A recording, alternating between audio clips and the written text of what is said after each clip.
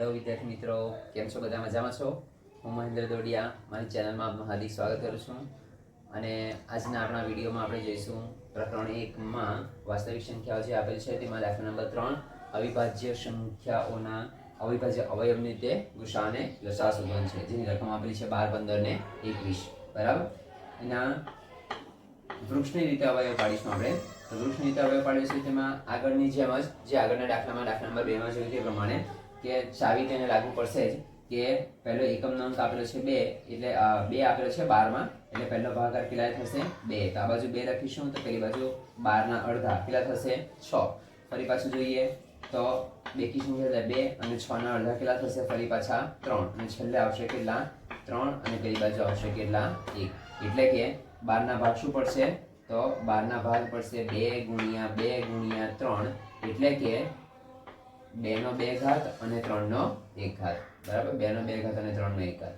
આગળ જોઈએ તો 15 આપેલા છે, તો 15 ના ભાગ શું પડશે? એક જ ભાગ પડશે, 3 પચામ 15 અથવા 5 તાલી 15. બરાબર. 3 અને પેલી બાજુ આવશે કેટલા 5.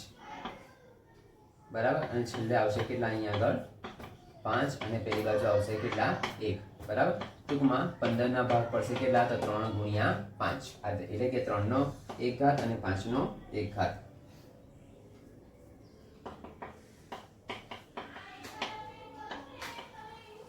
આગળ 21 ના ભાગ પાડીશું તો 21 ના ભાગ શું પડશે? આ 15 ની જેમ જ થશે, કેટલા થશે 3 ગુણ્યા 7, એટલું જ ભાગ આવશે 3 ગુણ્યા 7, અને છેલ્લે આવશે કેટલા અહીંયા 7, અને પેલી બાજુ આવશે કેટલા 1. બરાબર. તો અહીંયા લખીશું આપણે 21 ના ભાગ શું પડશે તો 21 ના ભાગ પડે 3 ગુણ્યા 7, એટલે કે 3 નો 1 ઘાત અને 7 નો પણ 1 ઘાત. બરાબર. શું લખાશે અહીંયા 3 નો 1 ઘાત અને 7 નો 1 ઘાત.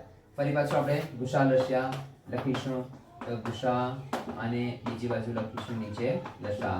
આગળ આપણને દાખલામાં 2 રકમ આપેલી હતી, અહીંયા વિદ્યાર્થી મિત્રો આપણને 3 રકમ આપેલી છે. બરાબર. તો 3 3 માં જે સરખું હોય તે જોઈશું આપણે. તો પહેલાના જવાબમાં જો તો પહેલાના જવાબમાં આપેલું છે 3 નો 1 ઘાત આ બાજુ છે, 12 ના જવાબમાં 3 નો 1 ઘાત છે, 15 ના જવાબમાં પણ 3 નો 1 ઘાત છે, અને આ બાજુ પણ 3 નો 1 ઘાત છે. એટલે કે 3 નો 1 ઘાત તો 3 3 માં આપેલા છે વિદ્યાર્થી મિત્રો. શું આપેલ છે? 3 નો 1 ઘાત, 3 નો 1 ઘાત અને 3 નો 1 ઘાત. તો 3 નો 1 ઘાત 3 3 માં છે, એટલા માટે એને આપણે લસામાં પણ લખીશું, ગુસામાં પણ લખીશું અને લસામાં પણ લખીશું આ રીતે. બરાબર. ત્યાર પછી જો તો 2 નો 2 ઘાત છે, પણ 2 નો 2 ઘાત બીજા જવાબમાં આપેલા નથી, તો આપણે જે પ્રમાણે કરીશું તે પ્રમાણે કે એને શેમાં લખીશું આપણે તો લસામાં લખીશું. બરાબર. ત્યાર પછી જોઈએ તો બીજાના જવાબમાં 5 નો 1 ઘાત આપેલો છે, જે બીજા જવાબમાં આપેલો નથી, તો એને આપણે લખીશું શેમાં લસામાં. બરાબર. ત્યાર પછી આપેલ છે 7 નો 1 ઘાત, તો 7 નો 1 ઘાત પણ લખાશે લસામાં. બરાબર. એટલે કે 3 નો 1 ઘાત એટલે કેટલા આવશે 3. તો ગુસા વિદ્યાર્થી મિત્રો આપણો કેટલો આવી ગયો છે 3 આવી ગયો છે. બરાબર. આગળ જોઈએ તો 3 નો 1 ઘાત એટલે 3, 2 નો 2 ઘાત એટલે 2 2 4, ત્યાર પછી 5 નો 1 ઘાત એટલે 5, અને 7 નો 1 ઘાત એટલે 7. તો ગુણાકાર કરી દઈએ આપણે. જોઈ લો કે 3 ગુણ્યા 4 એટલે 3 ચોક 12 પંચા 60, ને 60 ગુણ્યા 7, 60 ગુણ્યા 7 એટલે 742, અને ઉપરના 0 કેટલા આવશે 420. તો અહીંયા આવશે કેટલા વિદ્યાર્થી મિત્રો 420 આપણો લસા આવે. બરાબર. વિદ્યાર્થી મિત્રો આ દાખલો અહીંયા આપણો પૂરો થાય છે. તો વિડીયોને જોતા રહેજો, લાઈક કરજો, શેર કરજો, સબસ્ક્રાઇબ કરજો.